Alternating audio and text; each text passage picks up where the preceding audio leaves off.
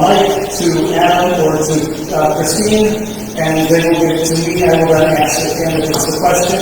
If your question is to a specific candidate, right, who you want it to be asked to on the card, okay? If it's to all the candidates, then just write your question on the card, okay? All right, that's kind of paraphrasing the guidelines, correct? And there will be no direct questions from the floor to the candidates. I'll have to go through the card system, okay?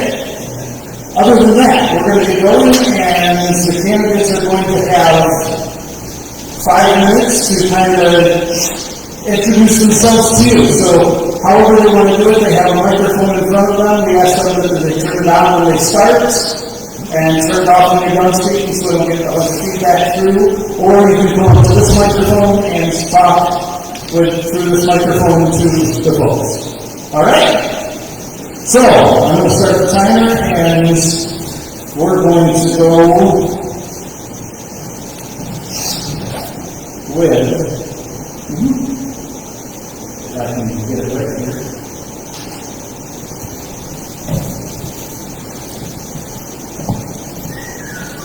Read my face, will you? So everybody turn off your cell phones, please. I know I always forget that. Timer 10. Are you ready? You can turn on the microphone. I got the timer set.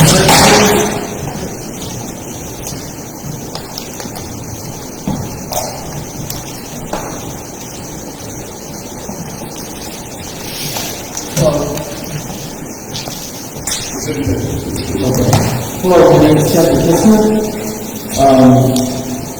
I have been living in Lima for about 6 years, since 2020. I live off the Parkside Avenue. And I have a beautiful wife who's in the audience. I have 2 children that live in our house at the Falls High School. And I have a son who lives in Buffalo, and I have 2 grandchildren in his. And the reason I'm running for office is because of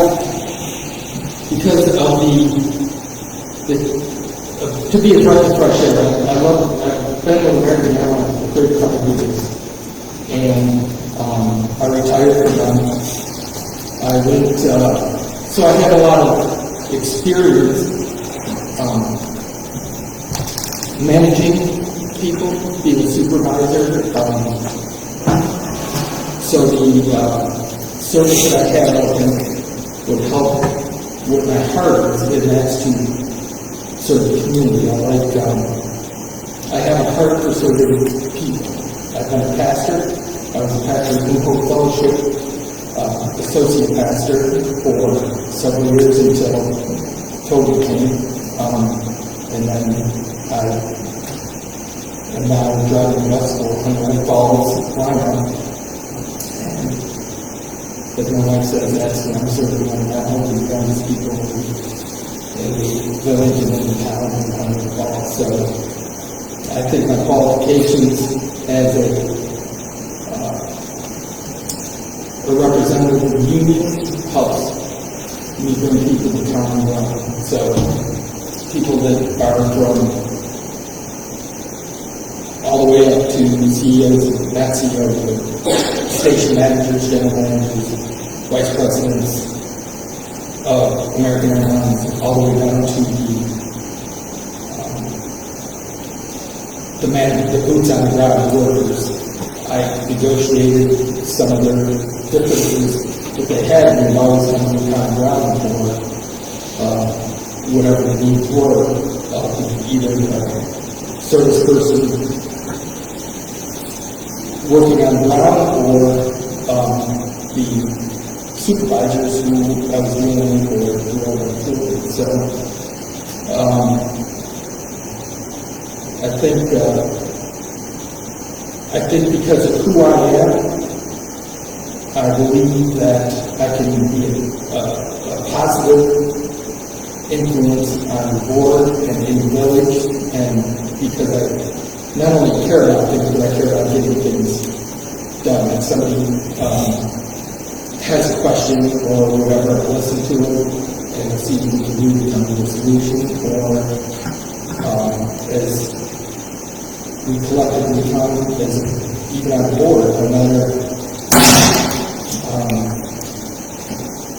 no matter what the politics are, no matter what, it's just people have to, we're at a village level, and we have to move the village forward, and be the best we can be, and bring the community to do exactly what's best for the village. And that, what I think, is listening to people, hearing what they have to say, and then acting accordingly. And sometimes you have to have hard. Sometimes you have to be the voice of the hard decision that is the right decision. And sometimes you have to let people know that sometimes we have to move forward for the right reasons. And for the for the purpose of the village or whatever. But basically, I'd like to bring people together. There's so much more I'd like to say about the parks and everything, because that's my real life. I didn't get a chance, but that's basically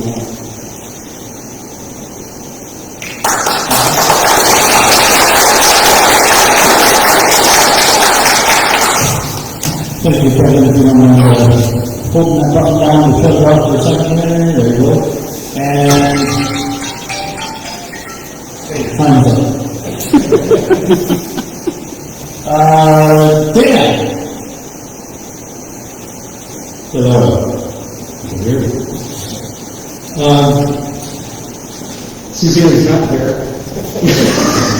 Recently, she's involved with us in the kitchen trying to help with her broken wrist. So that's why we're really be in tonight for the St. Patrick's Day party. Hope to get there later to help us clean up that night. I've been a professional mechanic, a roofer, a carpenter, husband, father, 2 boys, one's in Florida, one's a police officer.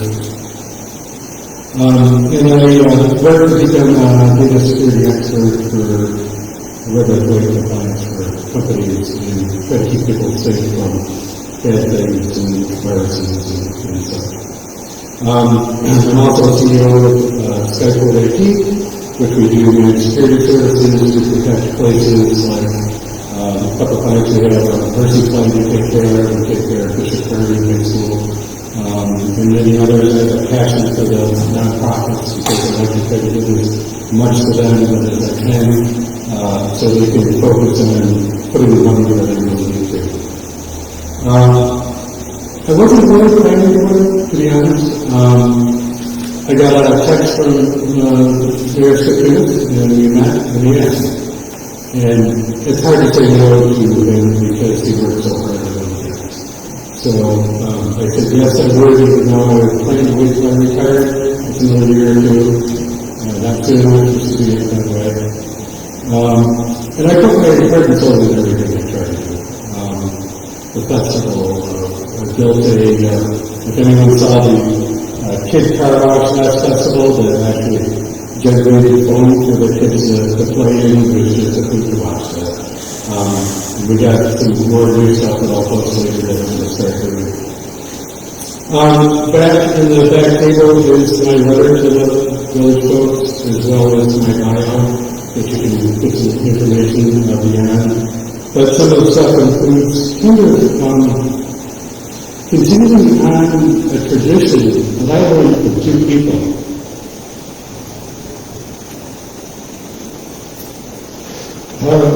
Fifth grade, Asian second.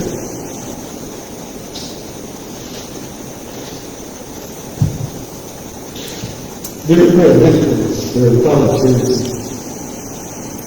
I also started an organizing in the street grant that was awarded to the village sometime ago. I built a system for the Lima Historical Society to do electronic clocks for the visitors. It wasn't a town board for 12 years, so I do have some experience in that side of things with budget. I also know that some of the things has been between the town and the village, and I think there's a lot of synergy that can be happening and actually save some money, even in the stuff that I have been providing with them as far as the IT is concerned. What will I do for the village? I want to make the village a place to raise a kid, find some entertainment, put light tea, say hi to the neighbor next door, take a walk with your significant other, and most of all, build memories for the people there. That's why I'm so invested in the festival and that type of work. As in the past, I will continue with our non-office board to donate a lot of equipment and my time, both in the town and building, which I have done. And I guess that's kind of enough about me. You can always read my bio, but what I suggest is, if I could, can I get a raise of hands of who knows me? Who actually knows me? So those people who don't, talk to them. They're the ones that are going to tell you if I'm worthy of running or not and being in this board. So take the time to do that and talk to the folks.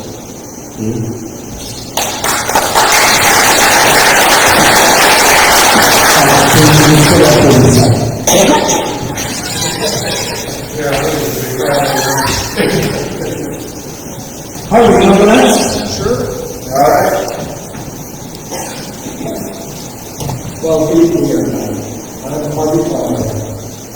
And my wife and I moved to Lima about 47 plus years ago with our 3 young kids because we really wanted to raise our kids in an intimate, rural community environment where there was a strong commitment to strong public education. And we were particularly drawn to Lima because of the historic heritage of the community and the commitment of the community to preserve and enhance that heritage. I decided recently to run for a village trustee because I really wanted to get back to the community in a way that really leveraged my knowledge and experiences that I had in my profession. My work experience began at the University of Rochester, where I was a professor of chemical engineering, and I was there for 29 years.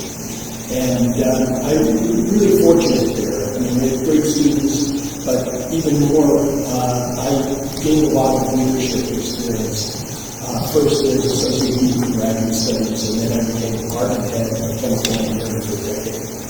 And in that context, we not only learn a lot about how to manage people, but there's a lot of fiscal responsibility as well. Then I got even lucky.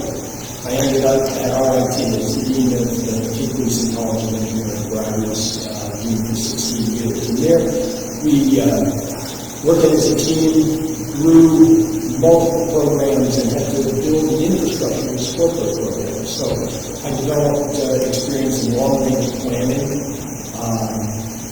fiscal responsibility, fundraising, grant writing, and I think all of those skills really play well with the role of the village trustee. In terms of community service, I served for 9 years on the Hillside Falls Lima School Board when my kids were going through the district. I really enjoyed that experience because you really get to know the community when you're in a role like that. But even more, it was a surprise at first, but what we discovered was there was a lot of growth in the district.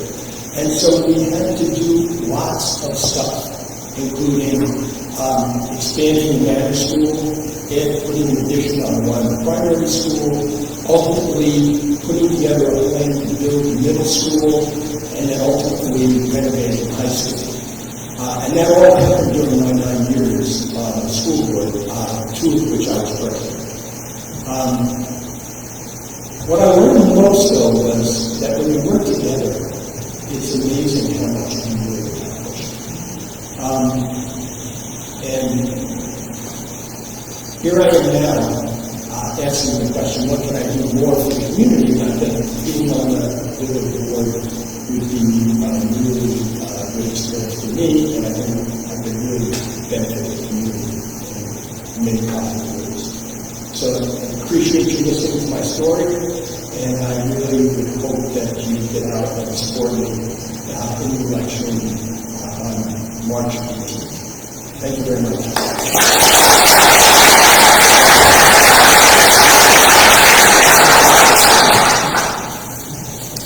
All right, thank you, Harvey.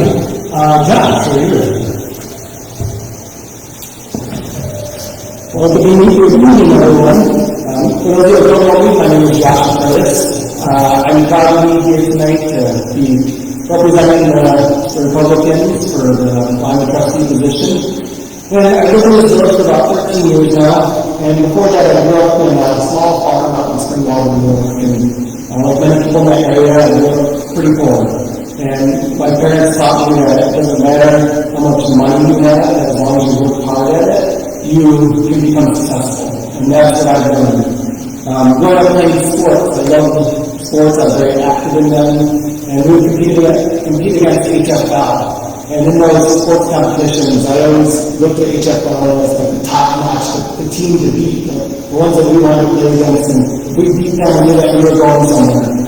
And as we were looking for houses, my wife and I, we settled on Lima because I remember those days going back against HFL and just what a great place it was. And so we settled here, and we made it our home. It's not just a place where we sleep at night, but it's a place that we live. We chose to raise our 3 children here. We have a 21-year-old, an 18-year-old, and almost 16-year-old. Yeah, you're loving soon. But, it's become our home, and we love it here. Those that don't know, we live in the old Bennett house. And people drive by and they're like, oh yeah, the house, it's the Bennett house. And that's what we call home. We just love it. It's where our future is, where we're rooted. And over the years, as we've been here, I've been involved with summer soccer, Lima Crossroads, and Blues Festival, helping out there, volunteering my time. Lima Cub Scouts, and eventually going to the Boy Scouts, or the Scoutmaster now. Helping out our boys getting Eagle Scout, both of my boys, or my middle son is getting Eagle Scout in the next couple of weeks. We have 3 boys that are coming up as well. They're going to get Eagle Scouts in the next couple of months. And that's something that I'm proud of, because I've helped people that have worked with them since they were 6 years old, growing them up to become men. And it's something pretty neat. Trunk or treating as well. We volunteered there and helped out. Christmas tree lighting and the food drives that we've done with the Scouts. These are experiences, and through these experiences I've learned everybody's name in the village, and I've gotten to know people, not just as neighbors, or his friends, and business owners, and parents, and community leaders. I've listened to your concerns, your ideas, and your hopes for our village, and that's what I try to bring in from what I do each and every day on the village board. It was about 6 years ago that Jerry Rostock came to me and he asked me, "Hey Josh, would you consider running for a village trustee?" And I was like, "Nope, I'm not a politician, Jerry. I can't do that." And I kind of let it settle a little bit, and as he kept talking to me, I was like, "Okay, maybe I can do that." And so I decided to run, and I got on the village board, and it's been such an honor to be on the board and to go to work with people and to get to know people that I've learned their names and who they are. But I'm running for the village trustee because I believe in responsible leadership, transparency, practice solutions, and we don't, as a village, we're not in the headlines, we're not in the mass headlines, that you read in the media, but I believe that we make a bigger difference in this village than any mass media, anything that anyone else does in this country. We make a difference in this village of Lima. And I believe our village government should focus on 3 key priorities. First, fiscal responsibility. How can we continue to move the village forward, but also taking steps to lessen our fiscal responsibility as members of our community?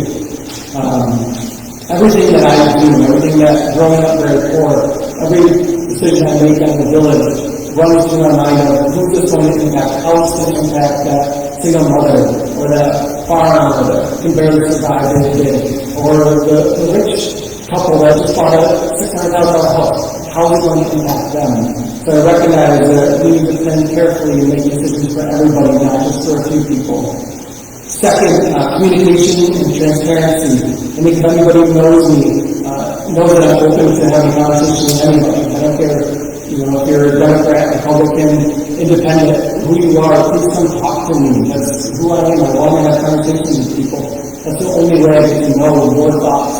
I tell my students all the time that I'm not a mind-reader yet, but maybe someday I can become one. But until you share with me what's going on in your mind, I don't know.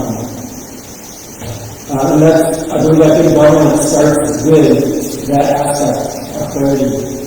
Third, protecting and strengthening our community. That means supporting our local businesses, maintaining our infrastructure, prioritizing public safety, and preserving the character of our neighbors.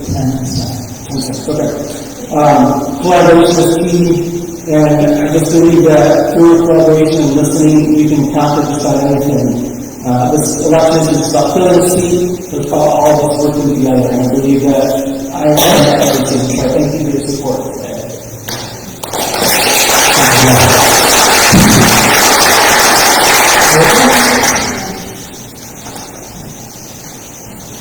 Hello everyone, I'm Erica Reinhardt Local, and I want to be the change that needs to happen in this world. I believe Mahatma Gandhi said something of that nature: be the change. If you want things to be different, then you have to get involved. And I really have been preparing my whole life, I think, for this role as village trustee here in Lima, New York. And I'd like to just share a little bit, I know we only have 5 minutes, but why I feel I really have been preparing myself for this role. And actually, I've been the village trustee since October of 2025 when I actually started out here, Skip Tunis, to fill the late great Jonathan Stills seat that was unfortunately became available.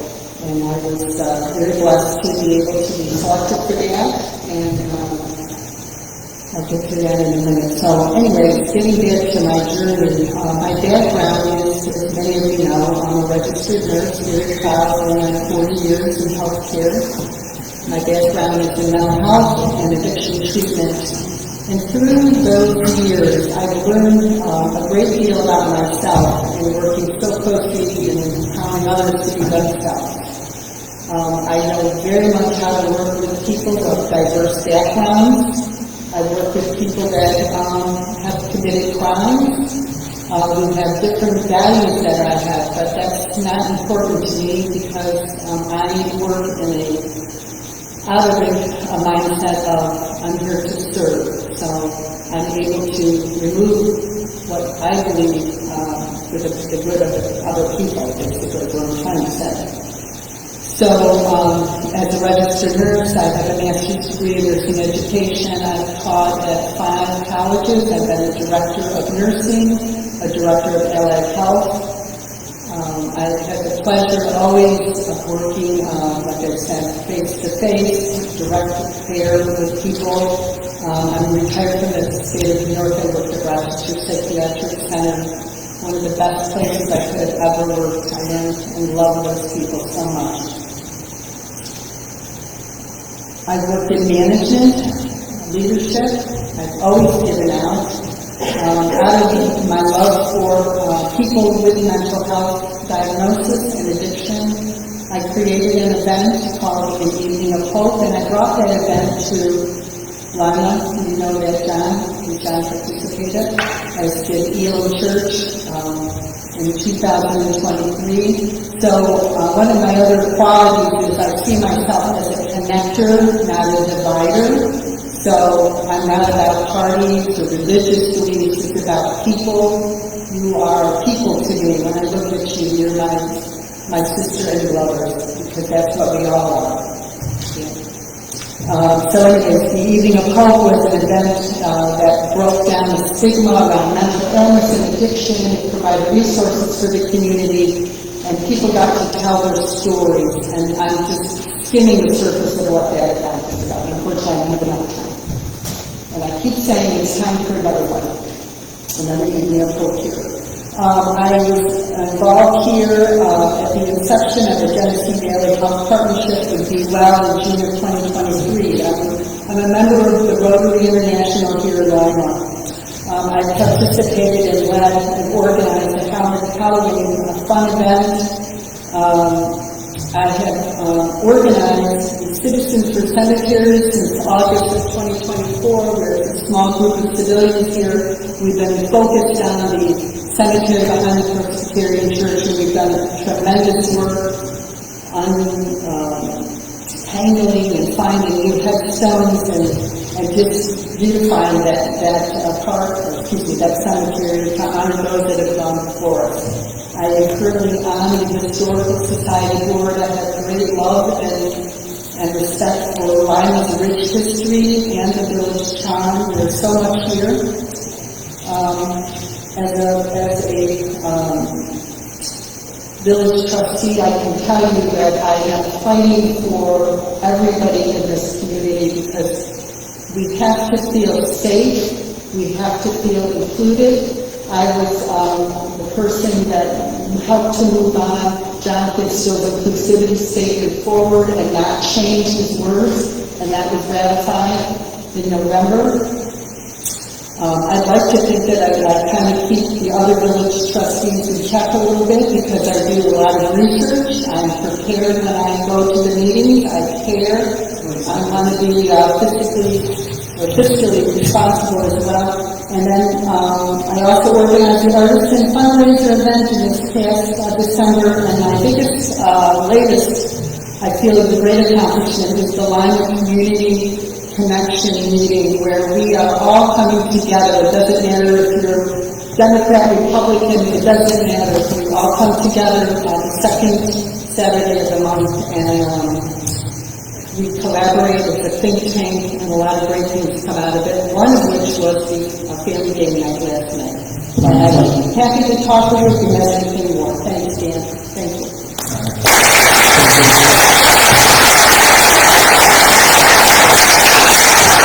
Brian, you're up next. Are you ready?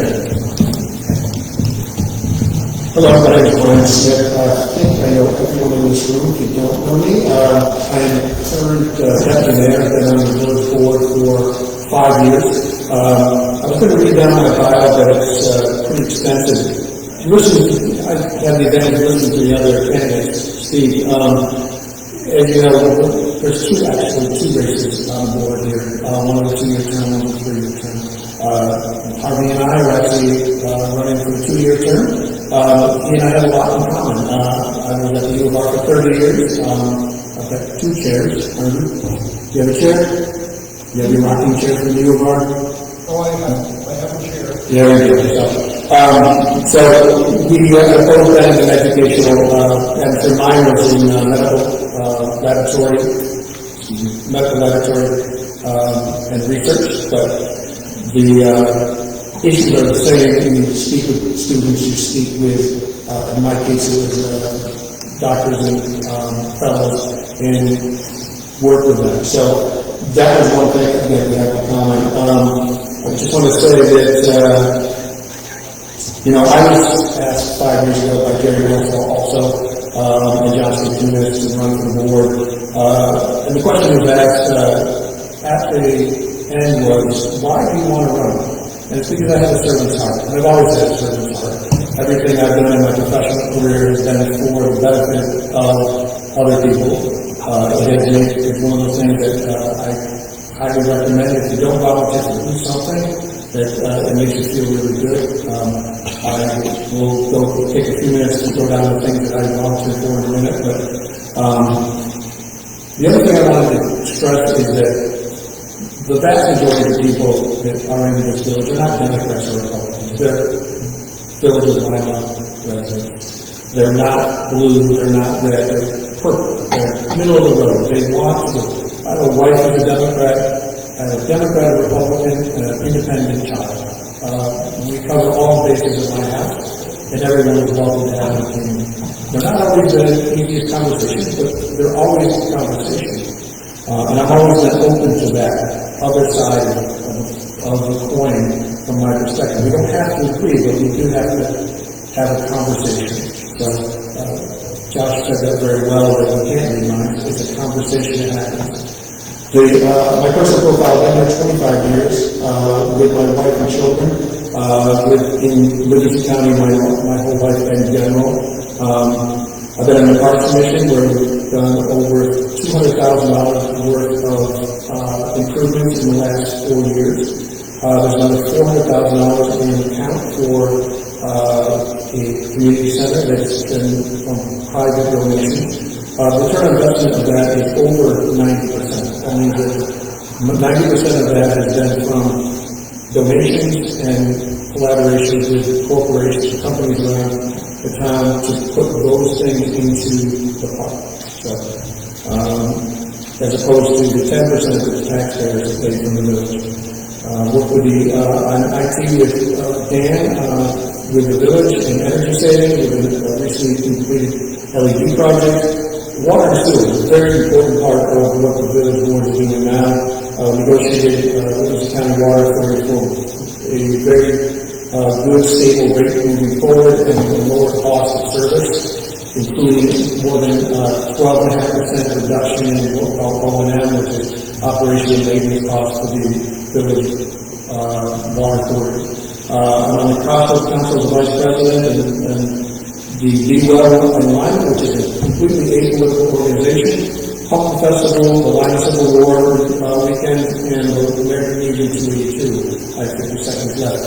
Some of the things that are most important for people running for the village board is the water authority, clean, safe, consistent, reliable water. The sewer plant, which nobody really likes to think about, and it's a good thing because nobody wants to poop coming back in the house. But it's one of the most expensive things the village actually takes care of. Village codes and laws that need to be fair and equitable.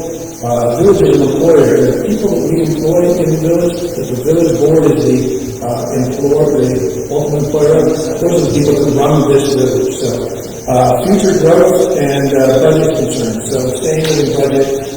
Every penny that we spend on the board comes from you. From us also, but it is money that we're taking from the taxpayers. Thank you very much.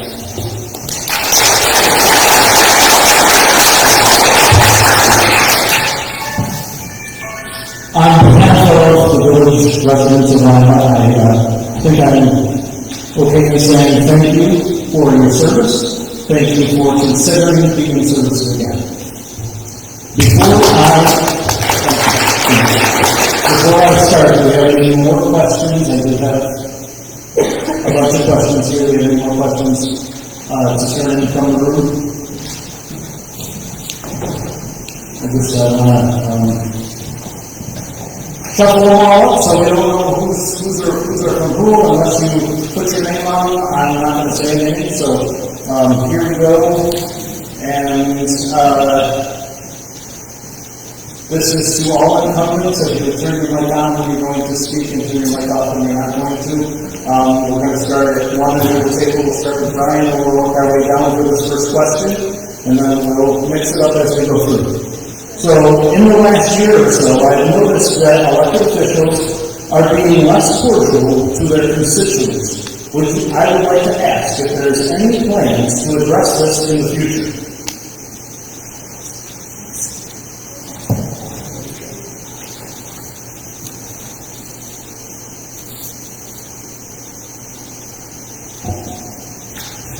So, as you know, there's a lot of acrimony in this country. The vast majority of the acrimony is national. There's some state issues that divide people. Your algorithm will lead you to be divided. If you spend time on Facebook or online, you're going to be pummeled by people who are making money through being a visionary person. That's how it goes. In the village, I'm happy to talk to anybody that is willing to speak with me and civil time. If you've noticed that there's been more acrimony, a lot of that is reversed from there's more acrimony in the board. The board business is to conduct the business of the village at a board meeting. We have time outside the board meeting for discussions, for ideas, and for transfer of thoughts from your perspective to our perspective. That's how boards work. So if this is in a reference to board meetings we follow the laws, the New York State Open Meeting laws. Everyone has a 5-minute opportunity at the beginning to have their say, particularly on any issues on the agenda. The board meeting itself is amongst the board. That's the intent and purpose of a board meeting.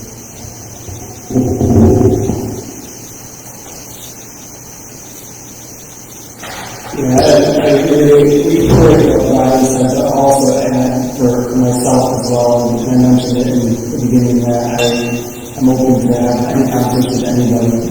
I'm a registered Republican right now. For years, I was a registered Democrat. I don't see people as Democrats or Republicans. I see them as people. I want to have conversations with people. I want to work with people. I do conflict resolution all day long in my job as a principal of students. That's what I deal with. I have no problem sitting down and talking to people, no matter who they are, no matter what they see, no matter what their opinions are. I want to be able to have conversations with people. The only time you can't solve a problem is people don't come to you and talk to you. If they just hide it away and let it fester inside them. So that's the best way that we move forward with anything is have conversations with people.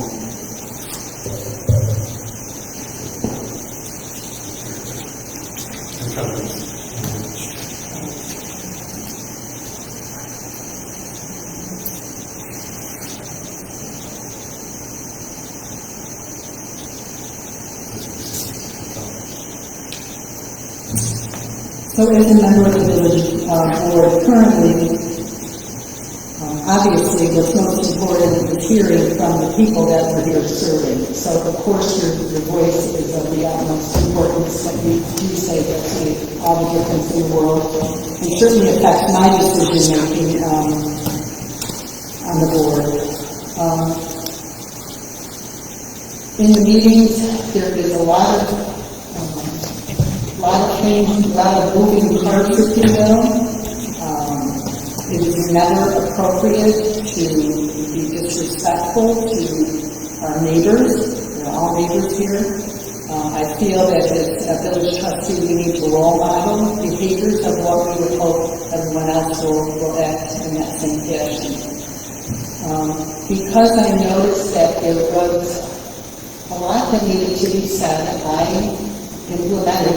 started this live community connecting meeting.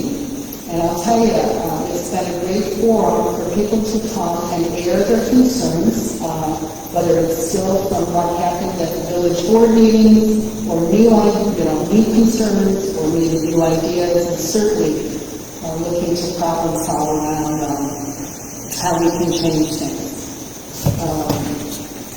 I can assure you that behaviors that have occurred on the village board, I do speak up about. I may not be doing that directly to the public, but the people that need to know about certain concerns, I can assure you that those are being done. Okay? And again, we're role models here, we're adults.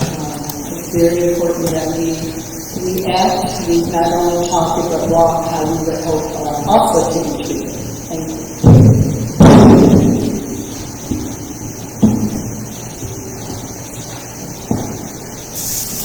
All right, thank you.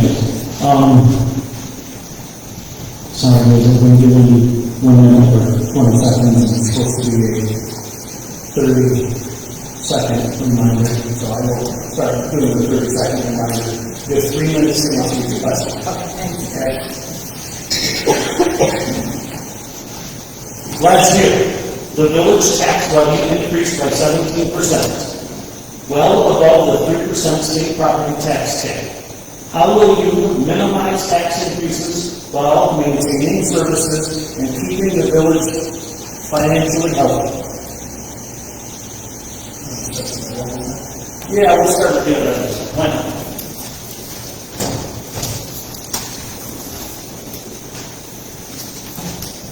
Just make sure that the question makes its way down to you.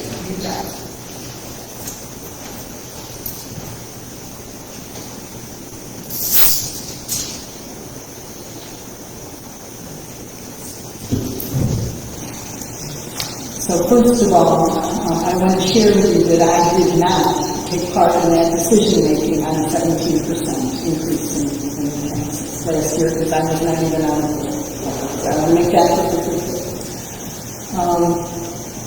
This is more than a 3-minute answer here. So, we know that inflation is the inflation tax levy cap, or excuse me, tax levy, they're imbalanced. I think, first of all, as a board, we need to be meeting and discussing frequently what we can do to lower taxes or maintain at least the services that we have. We need to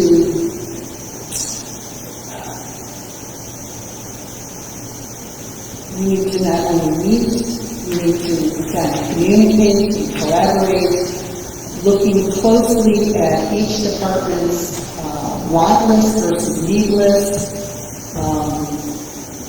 Things may need to change that people don't want to have changed. I don't know, but we need to meet to be able to look at that. But we have to look at the greater good. It's not about just looking at one little section here. It's all about all of us here in the community and how we will together work together and really to maintain and sustain our community.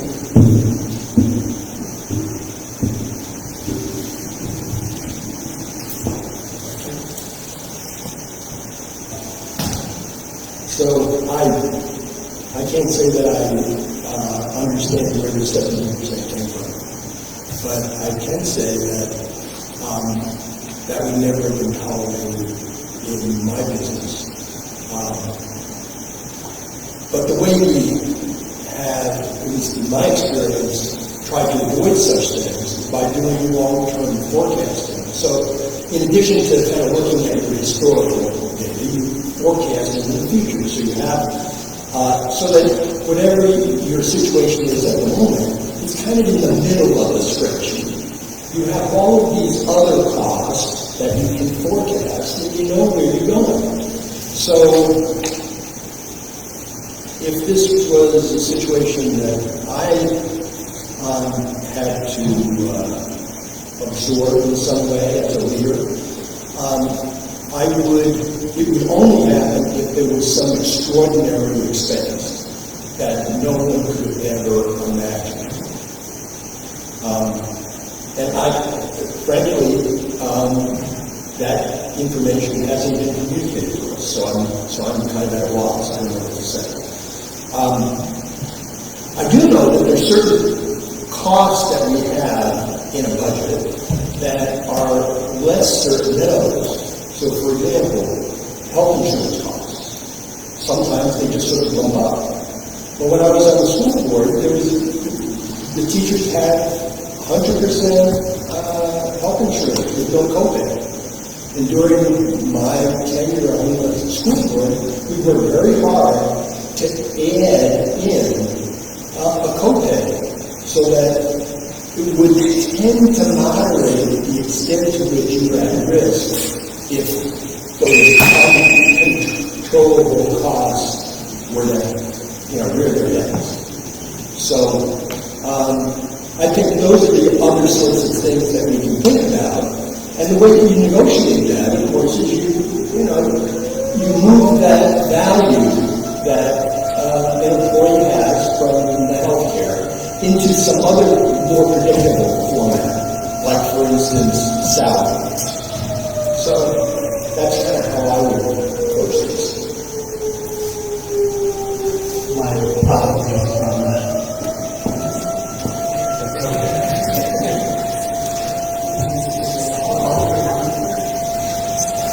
I'm not rusting out the door, even though I want to. Okay, I can't address last year's budget increase. I don't have a lot of the information that people had to make the financial and fiscal decisions. But what I can say, I can reiterate what Harvey said, and I agree with a lot he said, on how to move forward and address these situations. But I think I would like to include that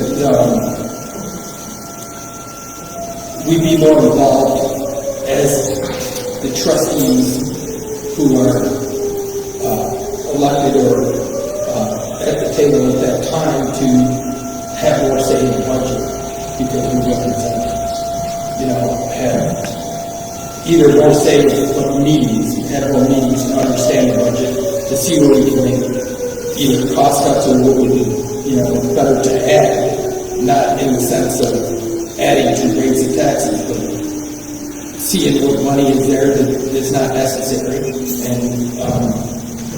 and maybe adding things that are necessary, balance it out.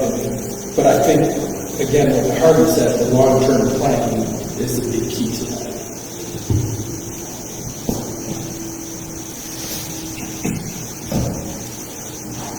So, just knowing 17% doesn't give me any information that really made me make a decision about this, but I think my this is, there have been times where I have made huge investments in the businesses that have return on investment over time. So if that's the case, I don't have so much of an issue with that. So at this point, I would say if there's a good reason, if it's about safety, if it's about keeping Lima, if I get into the trouble with it, I would like to know the details myself.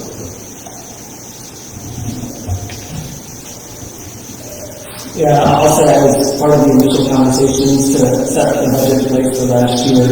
I wasn't on the board to do the final voting on it, but I would have voted on it because I know what it went for. It went for our Lima ambulance, which was a huge issue last year. Out of that 17%, I believe it was 12% that we raised just for the Lima ambulance. No, it wasn't. Sorry, 12% for fire and ambulance, for both of them. And so that was part of a big increase there. And the other one is the health insurance for the employees. It goes up every year. I think last year around 18-20%. That's a consistent issue. We have wonderful employees, and we want to keep those employees. And the way that we keep them is by offering them their health insurance. We can't offer them higher rates like some of the other outside villages can. But we pride the fact that we can offer them good health insurance, so we're going to continue to do that as much as we can. We have some that stay on the village just because they have good health insurance and we can provide that for their families. Those are the biggest issues. And, you know, it was mentioned that people didn't know what was going on. All our meetings that are open, people are always welcome to attend any meeting. All our budget meetings are open, and people are welcome there. I know Chris has come with the cameras now that are always live streamed.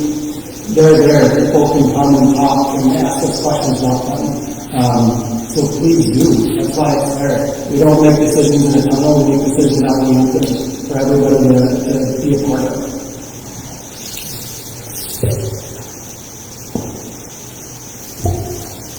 So, I actually did vote on this 17% increase. It was a very difficult decision to make. However, the reason for it was not difficult. As Josh said, 12% of that increase was included in the fire department, and the ambulance increase of payments of $25,000 for each of those organizations into a separate fund that was previously not included. The extraordinary reason is COVID. 2020, since 2020, the cost of material and fire apparatus and material for the ambulance has more than doubled, in some cases tripled. The fire truck fund that had estimated $600,000 for an $800,000 truck, now the trucks are $1.3 million. Our fire department did a great job of finding a used truck for $300,000, and that's the mainline pumper. The way that fire alarm went off, that is what that money went for. So, you know, Josh is correct. The budget is fully available online. There are 6 people up here, and all 6 of us should know what's on the budget for 25-26, because we're currently in a conversation about the 26-27 budget. The line items that will vary increase, there's an 18% increase for our employees' insurance. We do not pay our DPW people the same amount that they can make in the open market. The very one reason is the total compensation, which includes their very good health insurance. If we don't do that, our DPW takes care of this village, and our clerk, we won't have it, or we'll have to reduce the number. They do a very good job of saving money across the board every time that we have an issue in the village. So I completely reject the idea of having them pay more, because they're already going to pay their salary significantly. The other thing I want to say is we have the village of Lima still has the lowest village tax rate of any village in the county of Livingston. I'd like to talk about this one. You got 40 seconds.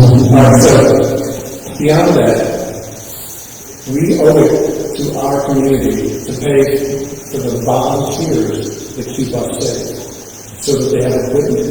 Our fire department needs SCBA, with self-contained breathing apparatus, $600,000 to replace them. Can't send people into urban buildings with equipment that will cause them to die. Folks at the ambulance also need to have the equipment. They're different stories. Fire department is completely volunteer. Ambulance works in a different paradigm at a smaller business. So, but we owe it to them to support it. The budget this year will not include that 12% increase. It's already included, just so you know, for a rest question. Well, we're going to start off early with the expensive van. And again, I'll pass the card around. Do you think our Main Street downtown is healthy and successful? If not, what would you do to change it?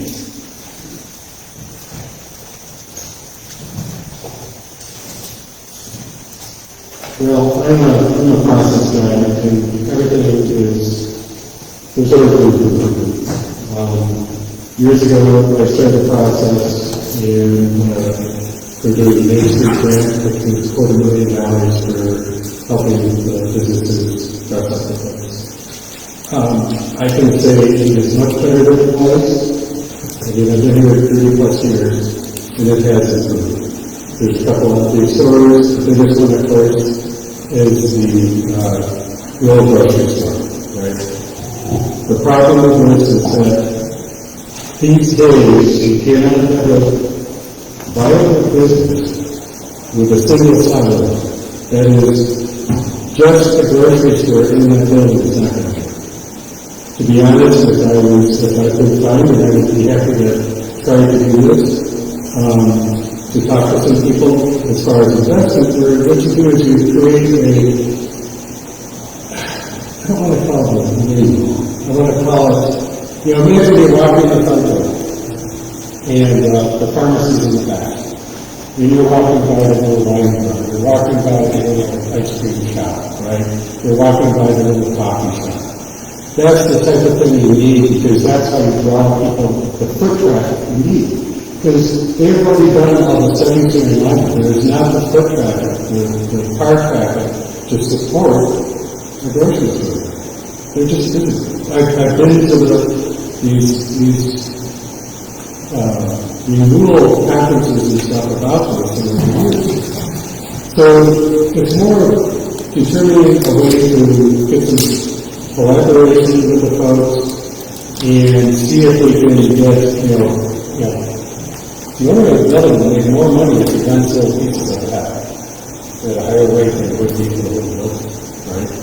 So those are the type of ideas I would try to bring waste to that particular property. As far as the other ones, we're pretty full, to be honest. We got a couple of ideas that are really doing anything, but it looks much better than the others. I know it does, because that's me. Oh, I thought this was interesting. From a downline. Got it.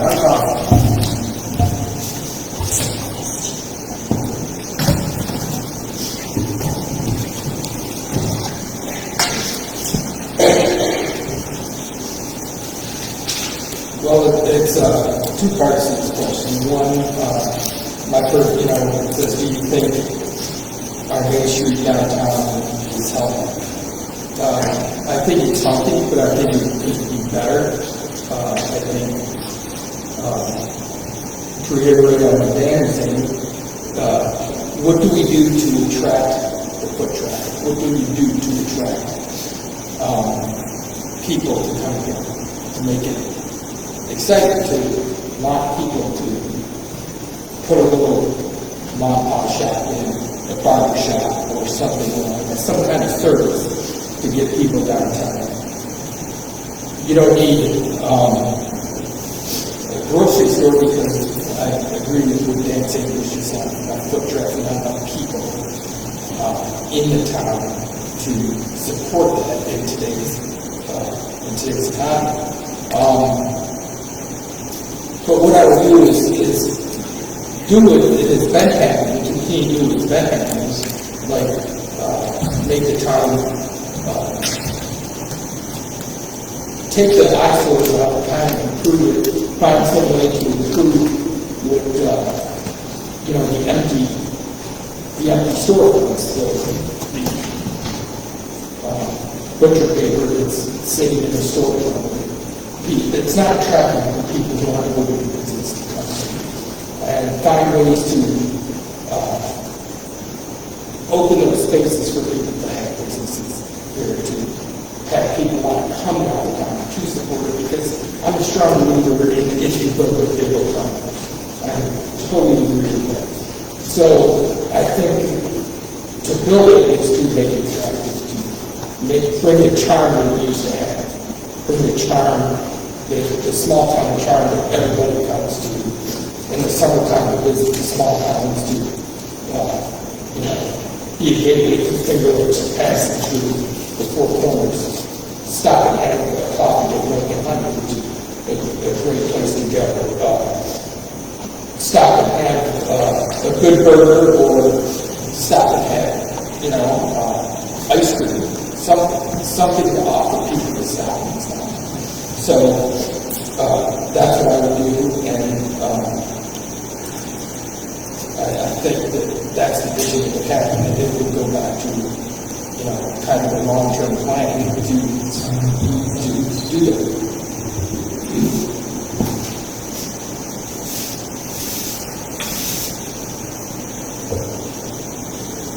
Yeah, this is a tough problem. And I agree completely with what's been said about a grocery store. I've been here for over 47 years, and I often wax romantically about the Milburn's Big M, which I really enjoy having, but that's not going to happen. It's not going to come back. But I think Milk and Honey is a really good example of something that was really unexpected. That's really worked out well. So it proves that you can have a small business in downtown Lima that works if you've got the right business model and you've got the right people. But I think if we lose the charm of the village, there's going to be less and less likelihood that people are going to try to create that. And that worries me a great deal. I'm particularly worried about the American Hotel. That's an anchor structure. Now, should it continue to be a hotel? What should it be? I don't know. Again, long-term planning makes a lot of sense. Reaching out and finding people who actually have had experience in bringing back a village, and particularly bringing back a structure like the American Hotel that we really help. And furthermore, there's grant money available from New York State that is part of a major economic development initiative within the state, and it's becoming, at this moment in time, an opportunity for small towns and villages like Lima to capitalize on that. So for me, that's where I would start.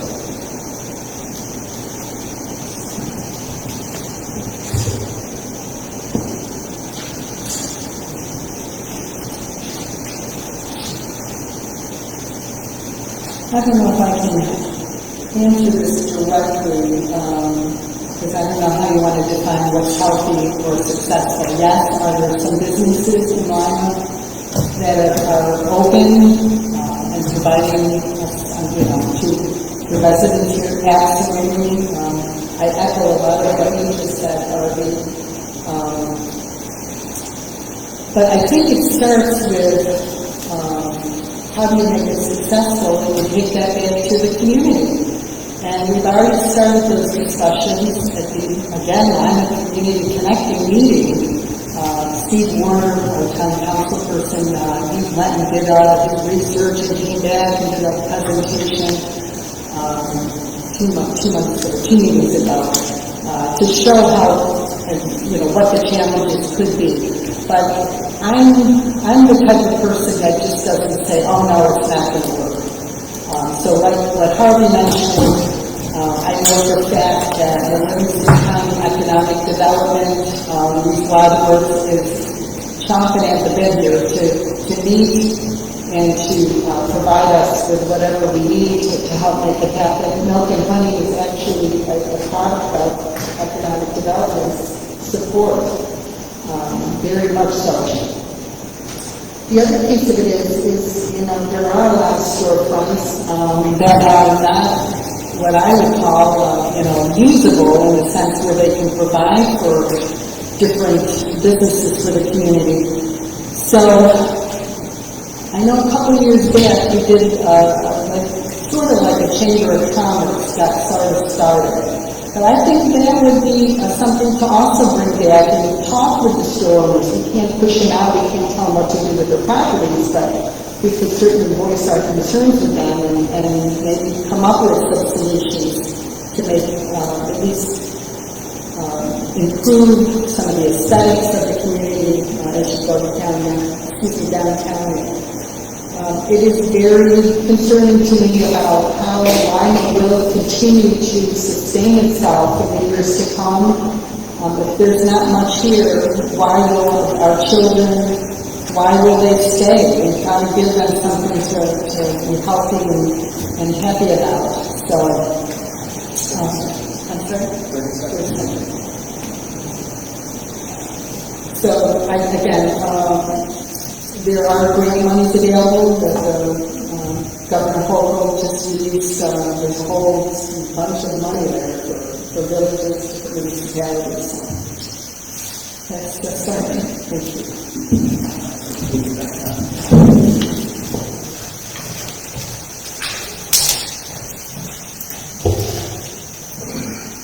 So the question is, do you think our Main Street downtown area is healthy?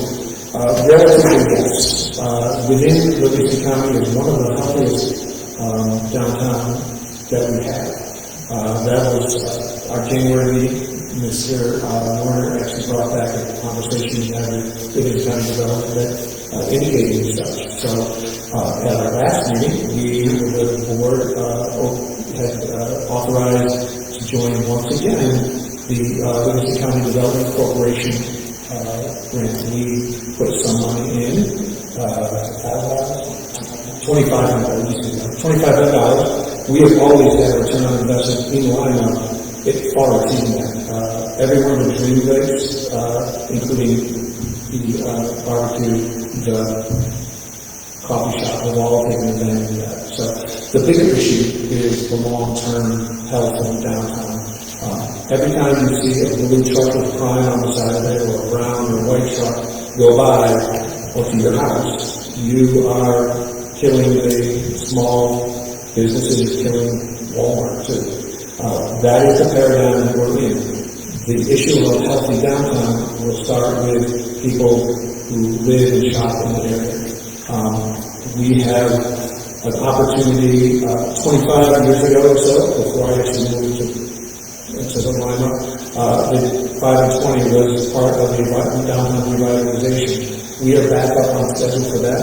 The village board has accepted to be a pro-housing community in order to work with it, so the town. We are working on a comprehensive plan that is actually in initial stages. Mayor John and I have attended the Livingston County, they all have different names, sorry, roundtable for Livingston County, as well as the Livingston County Revitalization and Livingston County the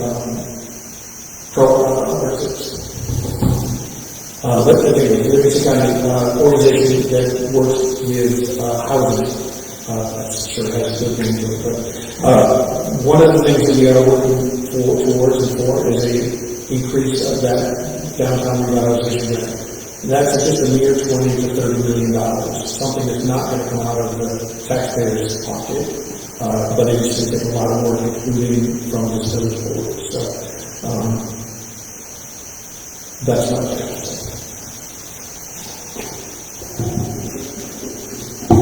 Yeah, I think a lot of what you just said, I was going to say, for the $2,500 Livingston County grant, we put into that every year, and we've gotten money back far exceeding that for our downtown area.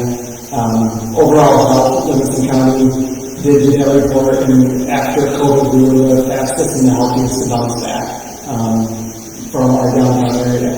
To me, that is impressive. That is such a small community that we make such an impact that this county came here to study us, to see what we were doing. The other factor is that there are grants available. We have put in for those grants to help our downtown continue to be revised. There are not many. That'd be wonderful to get a $20 to $30 million grant.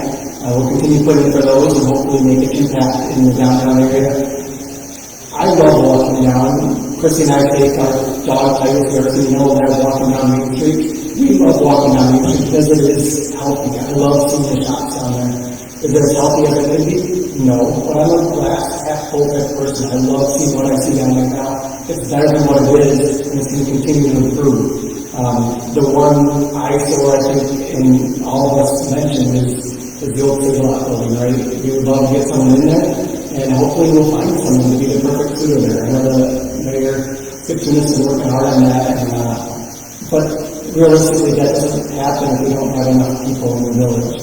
The housing allows people to come in and set up extra houses, turn apartments into some of their livable spaces.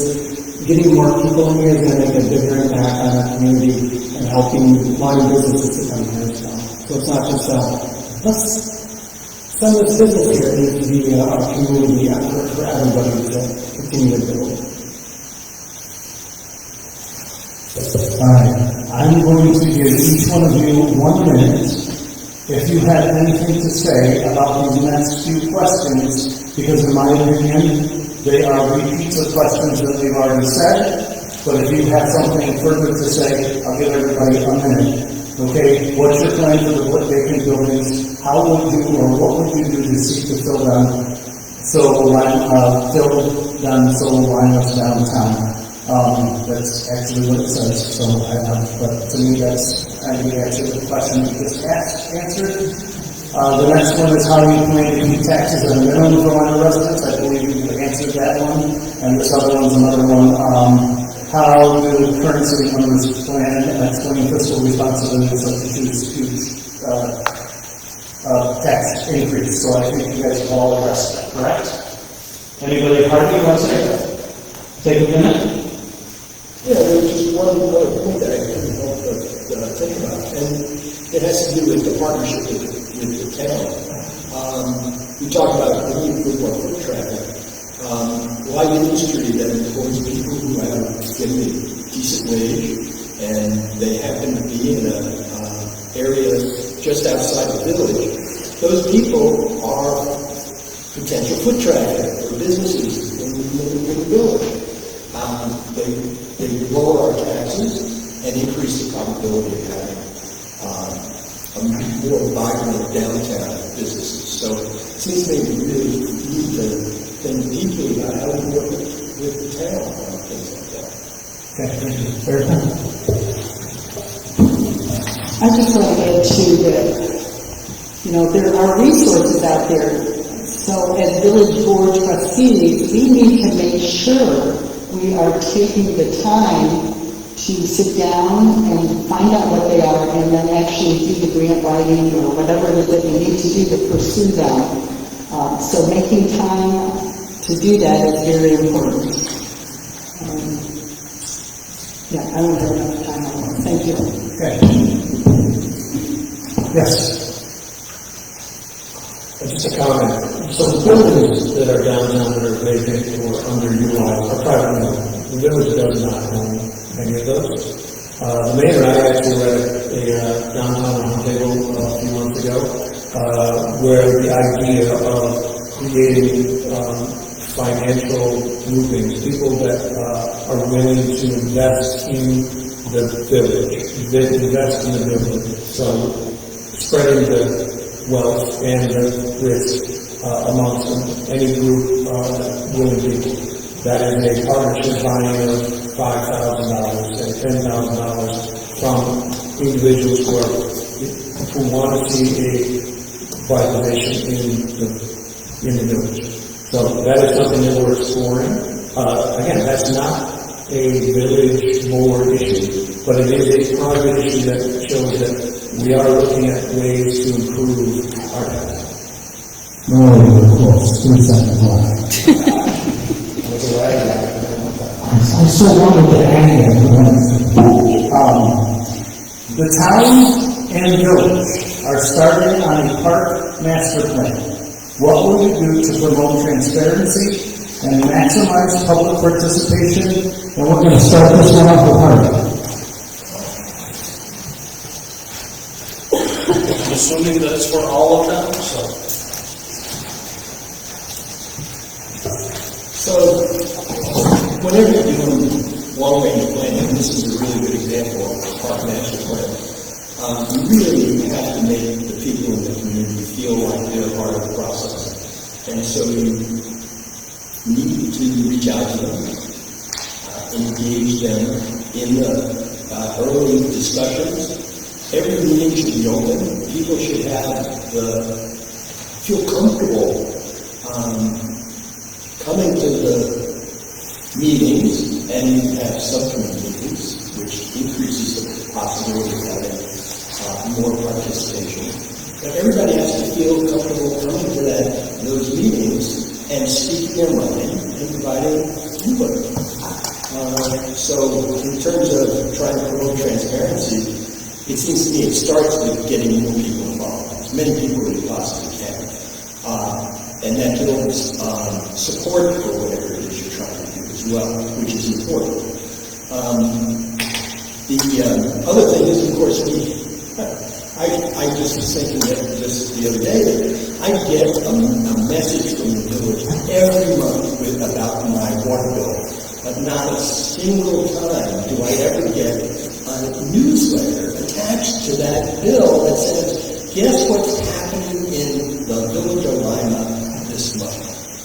So it seems to me that there's some people who are going to come to meetings, but you can engage them in other ways. Use social media. I'm not a social media person, but we have people in the village who can really leverage social media to really make a difference in terms of communicating and making people feel like they're part of the process. So, did I speak to anybody? Yeah, pass it out, we're going to keep on the same direction we've been doing.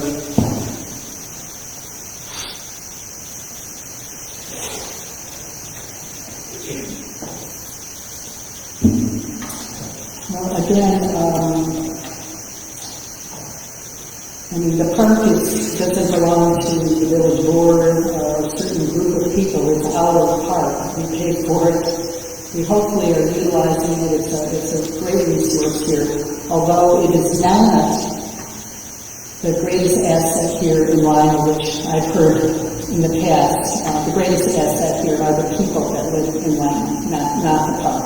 The park does draw, provides opportunities to bring people together, that's for sure. The park it's a heated discussion right now. It is a hot topic. There's a lot of things that have been proposed that I don't know if even the community is aware of it. So I think it has to start with definitely involving people, and if the village board meeting is the only place where people at this point can ask questions, then we should hear the answers at them. We shouldn't be told that it's not now, it's not the right time, or whatever the excuse might be. My understanding is that members of the community used to be involved in the park commission, and now it's 2 people from the village, 2 people from the village board, and 2 people from the town board. So I don't know how 4 people, and I believe there is 1 member of the community that is involved because of the financial contribution that is possibly going to be occurring towards the park. So I just think that really maximizing public participation is when people say, hey, I'm interested, bring them on board. It shouldn't be a lottery. It shouldn't be a group that's hand-picking who's going to be on the board. People are interested, let's bring them on. Everybody has something fantastic to bring to the table.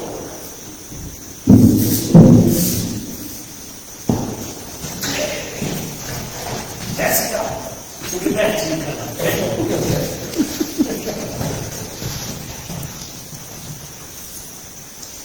So I happen to have a little more information in those. The village board has 2 members assigned by the mayor to the Parks Commission, myself and Ben Dodwell. The town board has 2 members, Ron Blythe and Steve Warner. We were 6 years ago, prior to my actually being on, the town village board decided that we needed 2 from each because the village and the town both pay for what happens at the park. Prior to that, as Erica said, there were people who were involved who didn't have any, they weren't beholden to the village or the town boards. They were doing projects in the park that then the taxpayers from the village and the town had to sustain. So it was decided that the village board and the town board would have 2 representatives. We report back every week or every month to the board at their respective meetings. The master plan has been in works for 7 months now. That has been at our meetings that we have monthly on the 3rd Thursday of the month. We're open, we're more than to come. We have people come infrequently, but we certainly have people come. to have discussions, including themselves. The stage we are, this is a process, and if you don't trust the process, I'm afraid you can't deal with that because it is a process. It starts with a small group. The village and town people who are responsible to the taxpayers have given a document to each of the board members. There's several of them in here now. There's 1, 2, 3, 4 people who have access to that document. They'll have that for a month, which is the 10th, this coming Tuesday. After that, the select committee will be established. We have started invitations for those. There will be decision from our last board meeting was not made on that until the following Thursday. So now I can tell you that it will comprise of 2 people from the village, 2 people from the town, an arborist, a playground architect, 2 churches, and 1 resident that's a neighbor of the park. That will be followed with that group then sending out for the entire village and town for comments.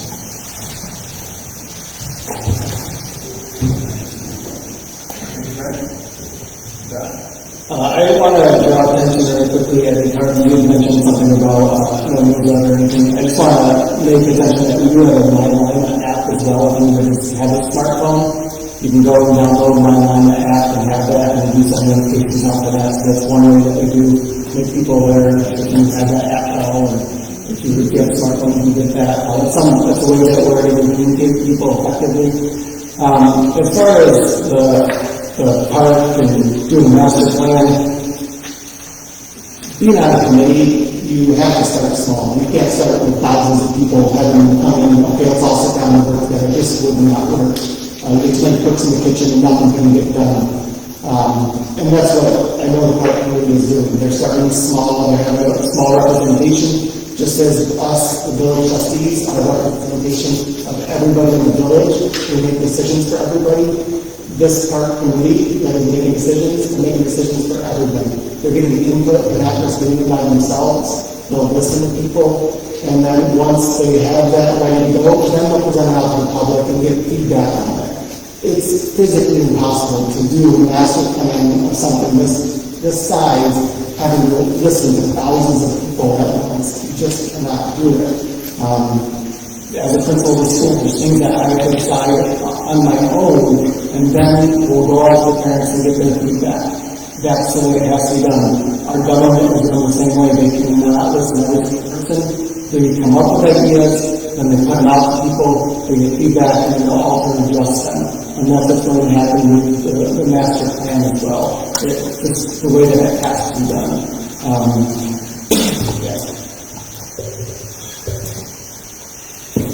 Thank you, Matt. Thank you.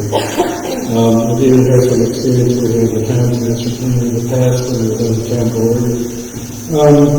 I'm a process guy, so I am more concerned about not necessarily, how do I want to say that? I want to say that letting people know what the process is going to be is extremely important. Disregarding who's going to be on the program. But you don't just publicize everything. Way before that, you say, here's what our process is going to be, and that is publicized, so everyone knows what that process is and knows what it's not. And that has to be done over and over and over again, as you know, because there's times that I find out that, oh yeah, it's been on social media, and I don't know it. When you're listening to whatever, they didn't read it, because they didn't get it on the refrigerator, and they didn't look at it. So, how often it needs help in this process? Being the process guy, and I love spreadsheets, I love things like this, I can make things organized. It's what I do. I do projects all the time that are very complicated. And what I can do is provide, here's the template for how this is going to happen over time, and that gets publicized so everyone knows, and nothing's a surprise when, how many meetings are there going to be? You're going to have a brainstorming meeting with the public first, at some point. And then you have the presentation of that information. And you start getting more granular and granular to get to the point of the answer you're looking for. That's what I can help.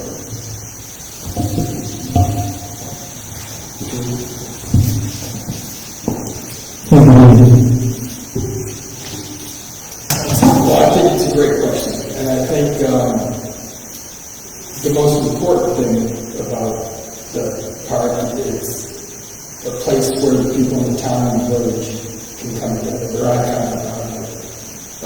Everybody enjoys the park. Everybody is interested in the park. Everybody loves Marktop's Park. It's a great place. People are very happy with what's there, and I think I kind of agree with what Dan's saying and what Harvey's saying is that, you know, transparency and a process to get people in this town involved. There's not thousands of people in this town. There's hundreds of people in this town. And I think not all of them are going to be involved in the park, but the ones who are, I think it's important to hear their voice. It's important to listen to what they have to say. And I think as the process is established and the transparency is there and the word gets out, that you'll find that there are several people in this community who want to be involved in the park plan. And it's been going on for 7 months, as Brian was saying. And, I consider myself pretty up to date. And this is recent times I've just heard about this park committee and all the changes that are coming. So I don't, or I'm not coming, but on the table for the plan. And, it's something that, as I've been knocking on doors, it's a big thing for people. It's a big deal for people, and they would like to see, some of the things improved, and like to be a part of the plan. So I think to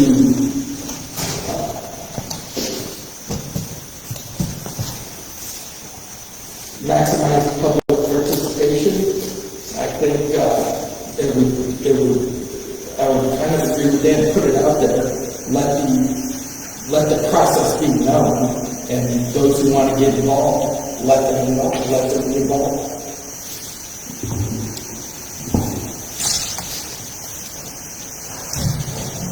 Thank you, Kevin.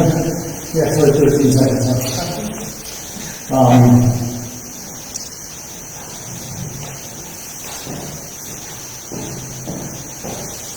I guess you guys don't want to from the village side. So the town and the village provide a lot of similar services.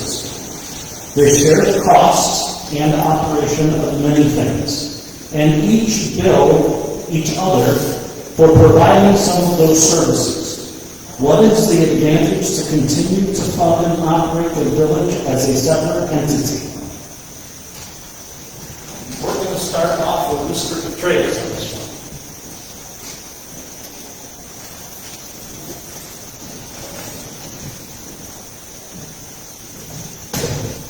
Yeah, so this is a complicated question, because the village and town are two separate entities, and so therefore our money are separate, and so we have to show that. I believe I'm not, but we have to show that everything that we do. So I guess the advantage to continuing to fund and operate the village as a separate entity is that I think we just have to, because we are two separate entities. I don't know how better to answer that. That's fine. Okay.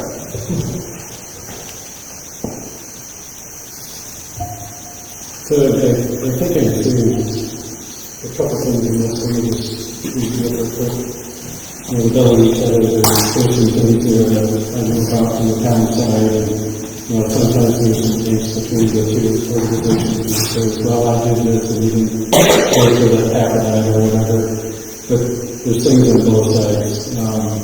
I know the village is looking to get more, I think reimbursement for some things from, let's say, the park that happens. But I know the town has done big things for the park, like the parking lot and demoing the building over here, stuff like that. I've always seen it as kind of a wash. Keep Andrew always just saying no, they'll just do it. So. Anyway, as far as I believe it's, referring to consolidation, it's up to the village. Anyone in the village can ask and submit. And a process would happen that is based on the state. So, if someone wants to try to consolidate, all they have to do is submit the paperwork and the process starts. So, it's up to a village person to go on that route if they want to.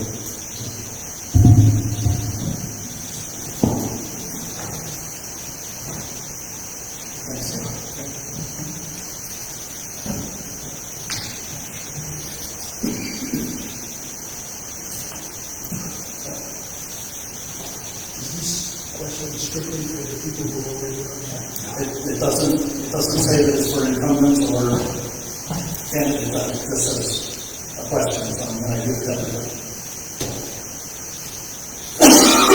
Well, this question is a difficult question, and this is a question that I probably cannot answer because I don't have enough information. Fair enough, thank you, sir.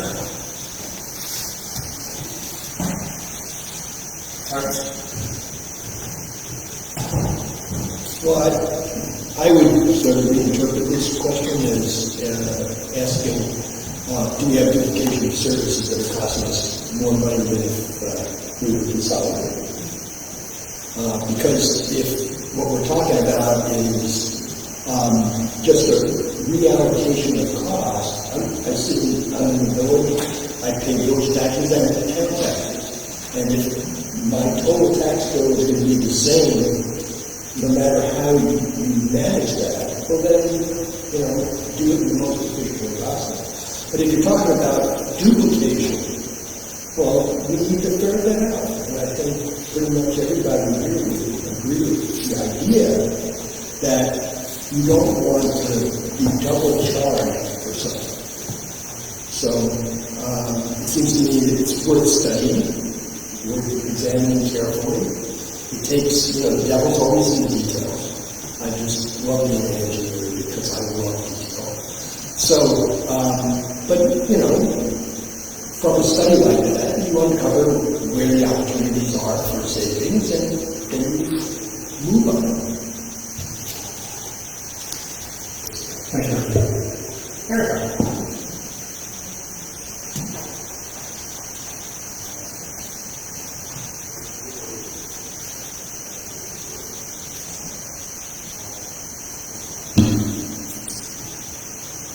I will agree, this is extremely difficult to answer. See, I see that the town offers a certain set of value, if you will, and so does the village. And I would personally not like to see where because I'm interpreting this would be just abolish having a village here and just be the town line. That's how I'm interpreting it. So I'm not sure if this is that's what they're really asking. All I know is that to echo it again, we just need to look at where are the services being duplicated and how do we problem solve to maybe work it so that things aren't as duplicated. But yeah, it's a tough one.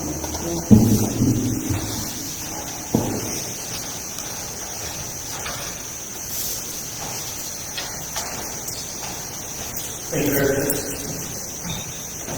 This is actually a really good question that was brought up. There are very, very few opportunities that not only been explored between the town and the village to reduce costs. I could confidently say there's almost no duplication of services as a village resident or taxpayer in the town and the village. I've read the budget for the town. I've worked on the budget for the village. Every month we sign the bills, look at our budget and what we're spending it on. There's a lot of quid pro quo that goes on between the village and the town. That's cooperation that reduces costs. The only thing that you would be getting rid of is the people that live up on here getting paid for the village board and the mayor. That's what you would lose by consolidation. In turn, that will make the town board triple their duties. We have a $5 million sewer plant. We have even more than that in our water authority. We have the village ambulance and the village fire department, which each of them are $5 to $10 million in equipment. Those are the things that happen in the village budget, and they're under purview. We also have our village crew that we have our village clerk. That's what the village does. We also have, in my mind, a very distinct difference in our culture. I grew up in the country, much like Josh did. No street lights, no sidewalks, no sewer, no well water. Folks that want to live in town and celebrate the agrarian side of it and live in the country, that's a fantastic lifestyle. But it's very different than the lifestyle of the folks who live in the village, who want to have clean, have water come out of their taps, the poop go away, and electricity and high-speed internet. Thank you very much. Those are the things that people in the village want. Walkability, those are the things that you pay for when you live in the village. Your sidewalks are plowed, your streets are plowed by the village, we pay our town taxes, and we also get services from the town. But there's, in my mind, very little that can be gained from that. But as Dan said, there's someone who wants to start the process and no one wants to.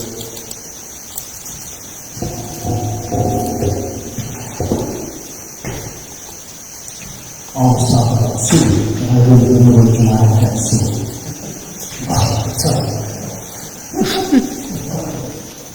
What's that? Yes, I live on the chicken on the sewer. I don't know. I don't know. The opposite side of the square, the opposite side of the street has sewer, it's my side of the street doesn't. So I know. My back property line is the village line. So, anyways, this is a two-part question. The first part is directed to Dan. Please explain your business relationship with the village and what your plan is to mitigate this conflict of interest. For the other candidates, please explain why business or financial relationship what business, any business or financial relationship you have with the village.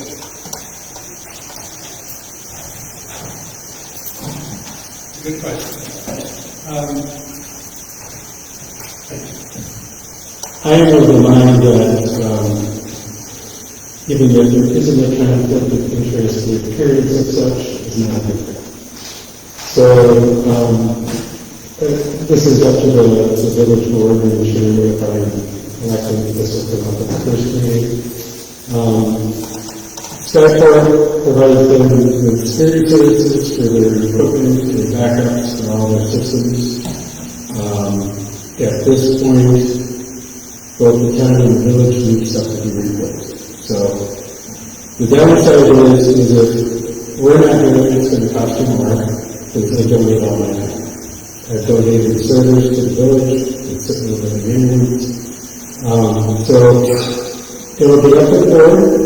I will offer what I offer, and if need be, I would suggest they should certainly, I can help them draft it, is to do a request for proposal, and send it out, and do due diligence as they should, and see what happens. Well, the rest of the questions for all the rest of the candidates. Whichever one. Yeah, you'll be.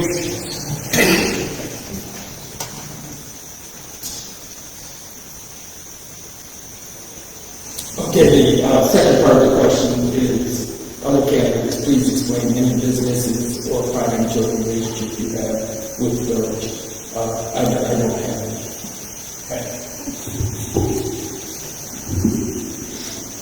Yeah, I have no business or financial relationship with the village.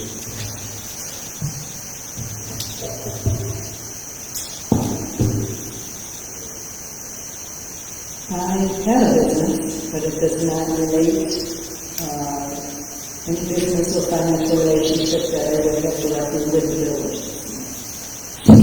All lines so far. Y'all pay taxes to the village.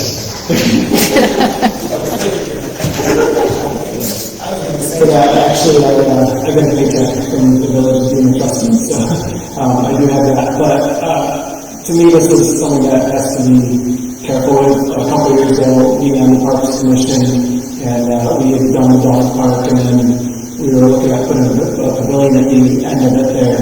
And my brother had said, "Give you guys a quote for it?" Looked at it, and I said, "I don't even want to go there." My brother said, "I'm going to stay away from that." I know they could give us a great deal on it, because we had a small construction company, but I chose not to have them involved, because I didn't want anybody to think that anything shady was going on there. So.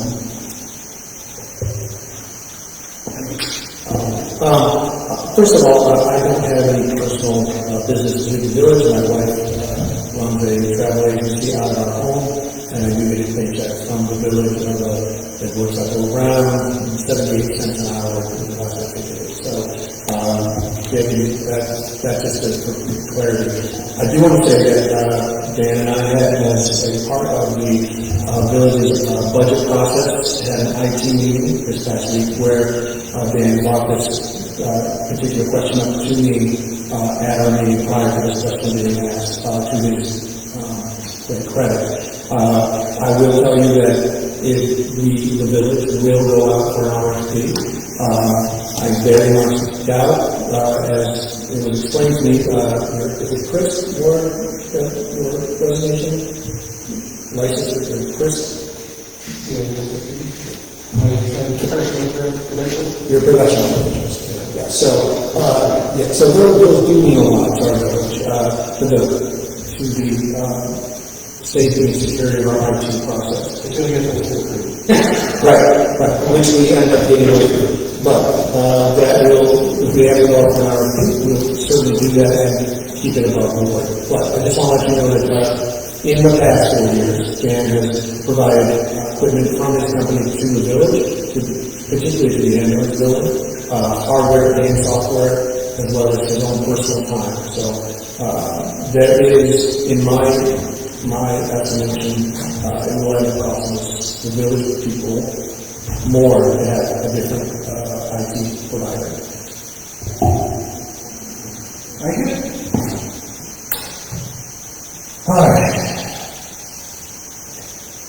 How you doing? Everybody good? All right. I'm getting tired. Let's do another. Presently, town and village board meetings are broadcast on Lima Live 365. Should the town and village purchase AV equipment to broadcast their meetings? Brian, you can go first. Excellent question. This was addressed at our joint meeting this past month. So the village are tenants in the town building. This is the town hall. We rent space here, so any AV permanent acquisition would have to be put through the town. However, as a village board member, I've asked and worked with the town to make that accomplished. There are certain issues with, I'm happy to climb up to 65 here, but that is not an official record and or transcript of any of the events happening on the town or village board members. This is not an official gathering, but in legality, it's important that you keep those for a certain number of years, maintain those in a format that can be foiled if needed. So I have talked with John Skitunis and John Cates to work on that happening in both this room and the boardroom for that portable system. So very good question. Yeah, we did try a couple of years ago, John, on board the time, we tried to figure out like an owl system that was sitting around, and at the time, Dan brought in, I think, and we tried it, it wasn't great, it kind of catchy, I'm sure the technology's come far along now, but I think the biggest thing is having to keep it on record for 10 years, for quite a while, forever, just to be able to have that. So I'm grateful for the line 365 that we do have that, because we don't have to keep a record of that. People go on Facebook and get that, but the accountability don't have to keep a record of that. But I'd love to explore more opportunities, and hopefully we can. Hopefully it happens. So, I have been talking to the supervisor, and we were trying some different equipment for different things. We did do one town one, unfortunately, something happened with the Zoom and didn't actually record it to the cloud. There's a couple other ways of doing it. I did do a design. We take care of the town of South Bristol. We did a design for them that they actually gave to them and they implemented themselves, and it seems to work pretty well. Not great video, but it does what they need to do. So I don't think it has to be overly expensive. I can just help the county and stuff. I really even have equipment that they can use, which I do anyway. I don't know if you've been to the board meetings. Sometimes if they want to sound up here, I have a sound system and I use microphones so they can do their business. Just a matter of doing the visual and making it easy enough for people to use, so I don't necessarily have to be here to run. That's not for you, that's for the last one, sorry about that.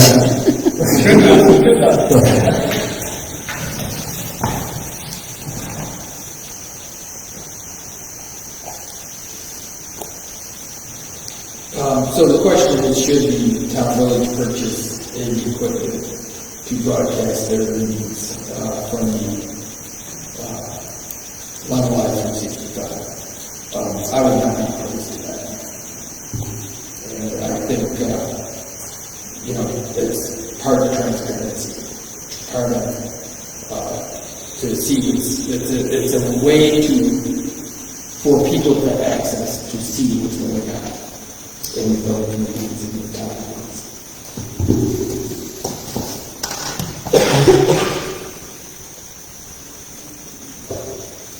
Yeah, I agree. I think that it makes sense to be broadcasting these meetings, and well, not by you, but I don't know what it costs. So it seems to me that if you got, but in preschool, I think it makes sense. But it raises an interesting issue to me that, who is it serving? Wouldn't it be nice if more people came to meetings? That'd be kind of cool. So if broadcasting this could be a way to get more people coming to meetings because they realize this is an exciting meeting, and I'm going to learn a lot, and I'm going to be able to speak out, and people are going to listen to me. Well, then, let's bring it on.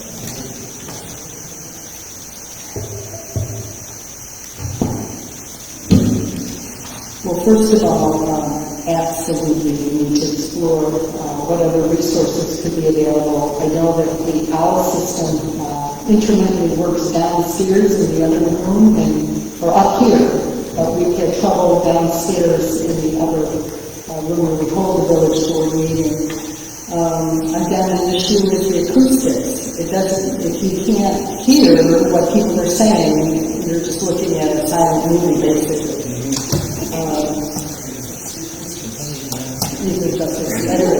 So I would be in support of exploring some other type of way to audio-visually record these very, very important meetings and any other public event. And I particularly want to thank the team Joe, Kelly and Christopher, because they give their time freely. I never hear them complain. They're at all the meetings for creating Lima Live 365, because you really have allowed people who don't either have the ability to get here, just really allow us to, allow people to get access if they're connected or other communities.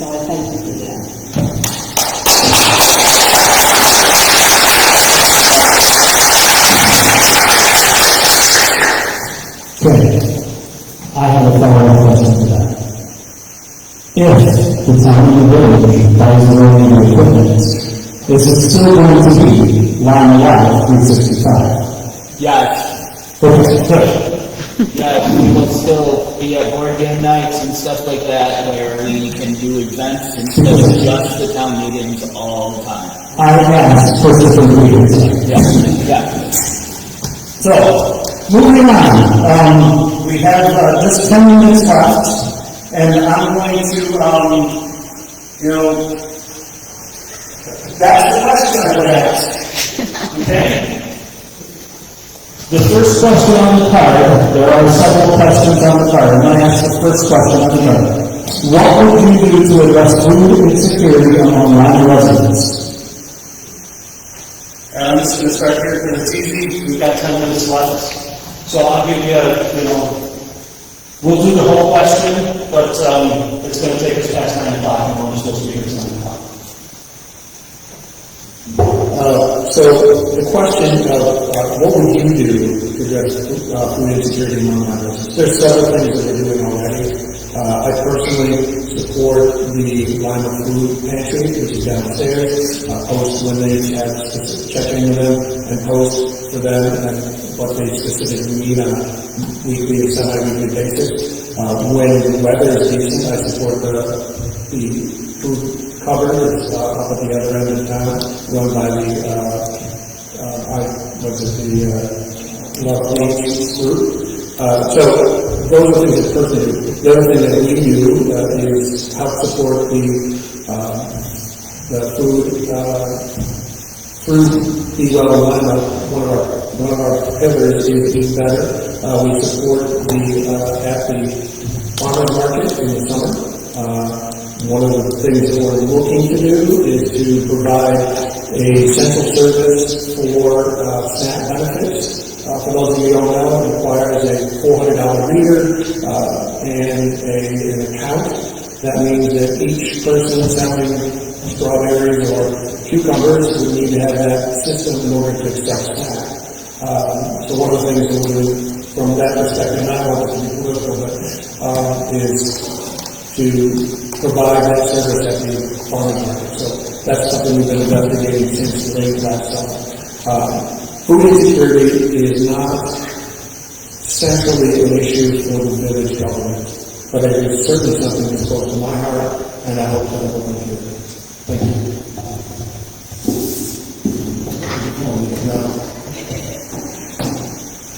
So what would I do to address food insecurity among Lima residents? Things that I have done is being the Lima Scoutmaster, running a food drive to help collect food. We drop it off downstairs in Lima Food Pantry. That is something that we have done in the past, and that's something that we'll continue to do as Lima Scouts. It brings food right here to the community that people can go and get. We personally will go and drop food off at lovely us as well as the food pantry there. I think everyone can get involved and do something. Drop off something there, and then it helps provide for people that can't do that. Those are the things that I've done, and that I will continue to do, whether I'm in this position or not, it's like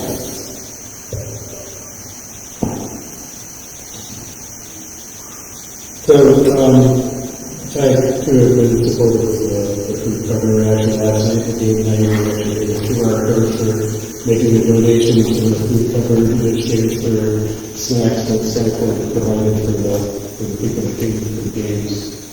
And got our collection. I think we tried that $50. People put in the little box to give to the food cover.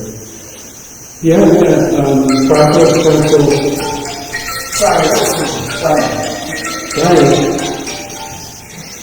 The Process Council this year is supporting the food cover also. In the past, last year we gave out $7,500 to 3 different nonprofit groups. This year we've added the food cover to it, so we'll probably be getting a similar $7,500 amount. I have ideas because I have developed something on a platform called Zephy for people who do contributions to organizations and for fundraising. I thought that I'd like to talk to the food cover about it and see if we can set up, support a family. that's a monthly recurring type of support as opposed to bringing food there. Actually, money is better for them because then they can go to the store and get some really good deals from there at the store. So I think there's some different ways that we do the same thing and make it a benefit for everyone to help out the problem.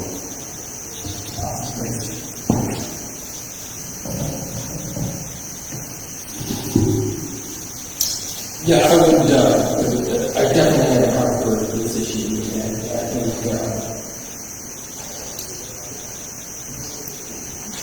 I think one of the biggest things that would try to let people be more aware that it's a serious problem. I drive a bus by HFL, and the school does many things to keep kids for the weekends and put, free lunches and free breakfasts, and then they also set backpack home for the weekends and stuff like that. So, just really let people know that it's a problem, it's an issue, and to do everything that we can to raise money, raise food, or, whether it's non-perishables or whatever, to get it to the hands of these people that need it.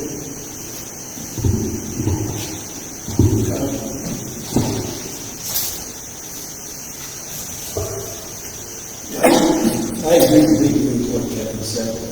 I don't think you can do enough marketing of the opportunities for people to help others.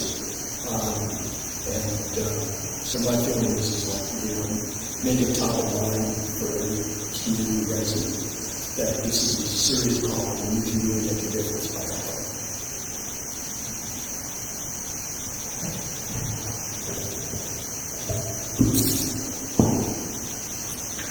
Well, this is not a new topic here in Lima. I know in the past we've talked about helping people get access to a grocery store, either through some type of a transportation, a bus, or, I don't know, for those of you that remember, I don't know, the fish. Here, don't you do something with fish? It's not. Yeah, that's not a goal, I know that, but maybe there would be some way to have a committee to help just get together and drive somebody to the grocery store, so that could be an idea. Absolutely, we need to continue to donate, fundraise for the Lima Food Pantry, volunteer if a kid needs that. Another thing is, it's really important that we keep the farmers market alive and utilize it, because my understanding is there's only 2 farmers markets left in Livingston County. So that's really important. I know that county council person Joe and I have talked about this along with my wonderful husband Jim about, and I wish Kevin was here, but I know that in Honey Lake Falls, the Presbyterian Church does a free Sunday meal. Why aren't we doing that here in Lima? Why can't we open a church's kitchen and create a meal for the community? And I'm sure if that was offered, people would donate to that.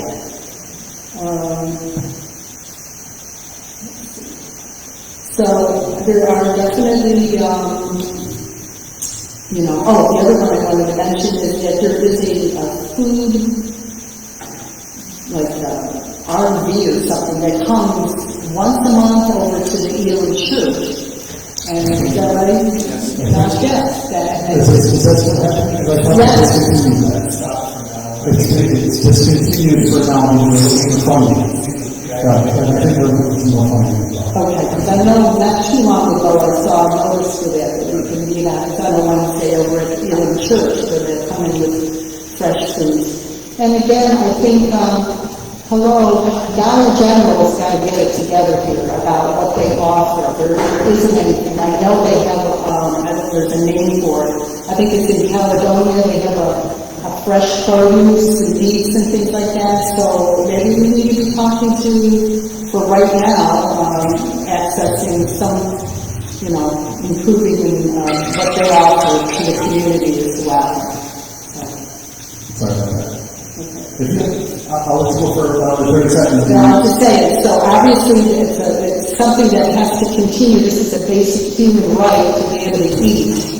And our poor children especially need to, and our older generation of people need to have access to this. So they're obviously helping out. Thank you.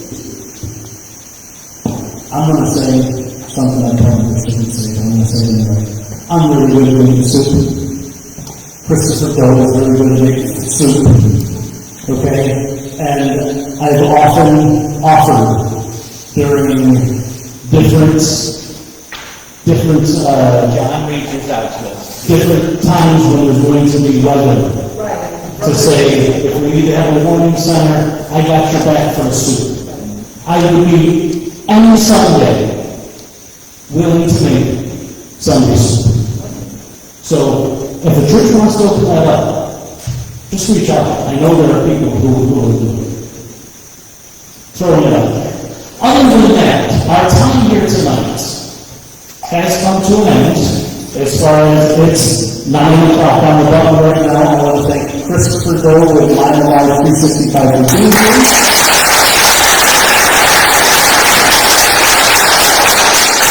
I want to thank our wonderful organizer, Trustee Stearman.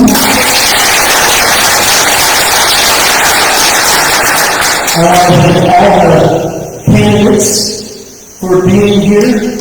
And everybody is out in the vote on March 18th. Now, thank you for helping out tonight. And other than that, final words. I'll give you 30 seconds for final words. Before you do that, I want to make sure we say thank you to Dan. Thank you, Dan.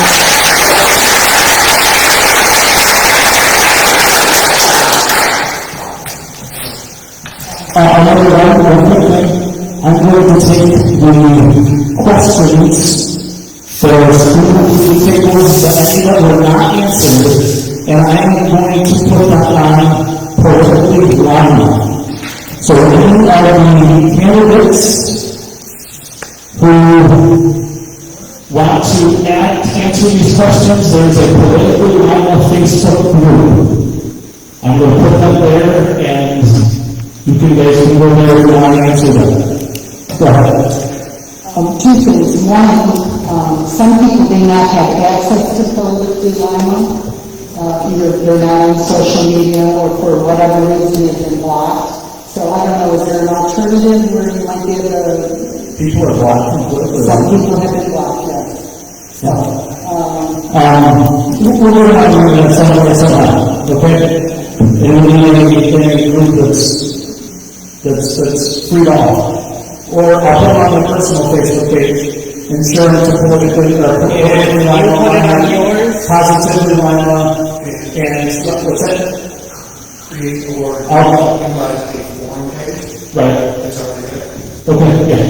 You put them on your page, Lima Live will have it on my page, so that they can go there too. Okay, so we'll have a forum page. For this one? No. Well, is there a forum page? There is a forum page? Okay, that's where I'll put it on. I'll put it on the political forum. Okay? I did have one final comment. 30 seconds. So, it is really our human right to have the right to vote. So I just truly urge everyone here, I thank you for coming tonight and your interest. Anyone that's going to watch this, this forum, really your voice matters. Your voice is so valuable, so please get out and vote. And I thank you very much for tonight. Thank you. Thank you, guys.